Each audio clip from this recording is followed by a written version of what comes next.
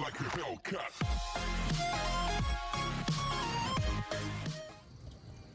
Have you ever wondered why your cigarette lighter always has a constant power source? Well, there's a way to fix that, and I'm going to show you how to do it today. Let's get into it.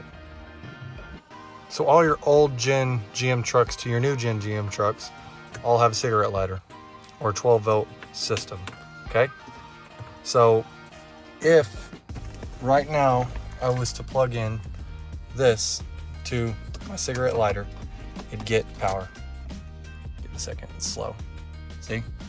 Power.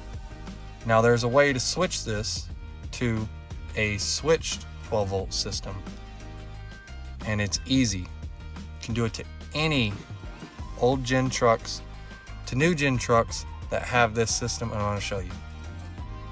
So on the 2019s to 2022 trucks, there's a fuse box on the driver's side, passenger side, and the engine bay.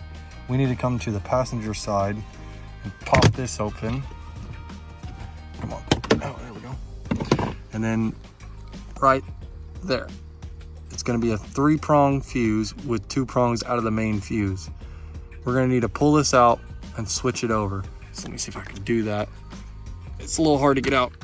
Switch it over. Okay, now that it's switched, let's go back over here. I'm going to plug this back in, and should be no power. See? No power. Now you have a switched 12 volt system. So if I turn this on, power.